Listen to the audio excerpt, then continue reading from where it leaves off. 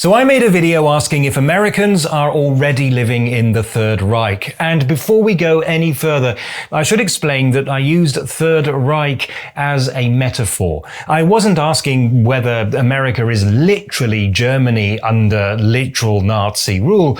I was asking whether Donald Trump is doing the same kind of things that Adolf Hitler did in the 1930s. To those telling me that I should be calling it the Fourth Reich, let's just wait and see what actually happens before we start trying to give this period of history a name. That aside though, in that video I talked a bit about the Enabling Act, which the Nazis managed to get enacted in March 1933 and which had the effect of making the Constitution completely useless. Towards the end of the video I showed this graphic which suggested that the US is at the moment at the beginning of the descent into dictatorship. Well, a fair number of you responded to tell me in the comments that since the government is trying to get away with just ignoring the US Constitution, the US is actually at least one step further along that road than in my graphic. And it's definitely true that work has started on the erosion of the rule of law, which is a very bad thing. But there are still opportunities to fight back. Simply trying to defy the courts isn't the same thing as actually passing an enabling act. But, said a few others, the one big beautiful bill which has just passed in the House of Representatives is an enabling act. There it is in black and white. The government can now pass any law that it likes with impunity. It does? I thought it was just a 1,000-page bill full of tax cuts for the wealthy. But sure enough, a quick Google search turns up lots of headlines about how this one big, beautiful bill is the death of democracy for the US.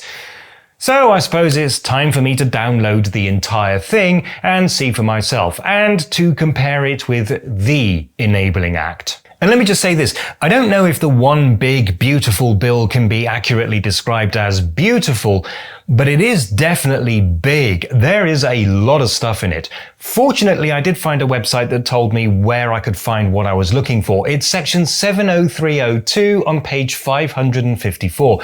And it is admirably brief. It basically says that if a court orders the government to do or not to do something and the government doesn't comply, the court can't find the government in contempt unless whoever sued the government posted bond. The section references a rule that if you want the court to issue an injunction, you have to effectively put down a kind of a deposit to cover the costs of the other party if they're then later found not liable. And that's not a new rule. But a couple of weeks ago, the US government issued first a memorandum and then an executive order telling government agencies that if somebody sues them, they were to remind the court of that rule. It seems that the government doesn't like it when people try to stop it doing illegal things, and so section 70302 makes it harder for people to actually sue. Because if they don't post bond, then the court is going to have an even harder time trying to force the government to comply. It is still going to be possible, just probably more expensive, as courts are under a lot of pressure to set the bond at a substantial amount. Government lawyers are essentially being told that they need to fight harder to ensure that the courts actually apply the already existing rule. In the past, courts have sometimes set bond at a very low rate. In one case I heard of, $0. And that is probably less likely to happen now. But how does all of this compare with the famous Enabling Act itself? Well, that act has a total of 2 pages and is written in very clear, understandable German. It contains just 5 short articles, which is all that was necessary to legislate the entire constitution away. Article 1 basically says that the cabinet can pass any law it likes without having to go through the Reichstag or the Reichsrat, and this includes laws relating to the budget.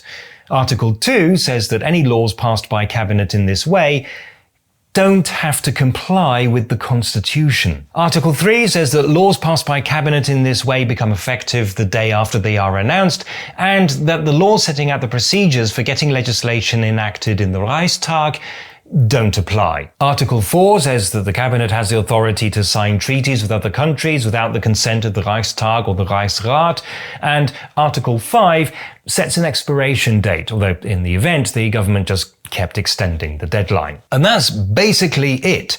This is a whole lot worse than just making it slightly harder for the judiciary to hold the government to account. It's basically a piece of paper that allows the government to legally do anything it wants. In fact, it literally suspends the entire constitution. So no, there really is no comparison.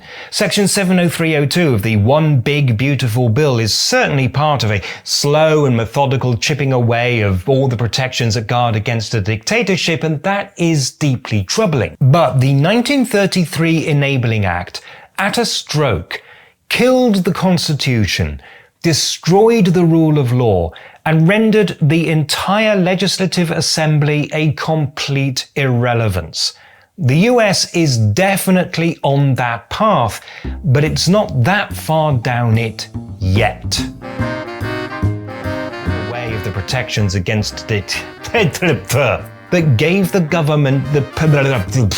I thought it was just a 1,000 pill beige. Oh, guard against... But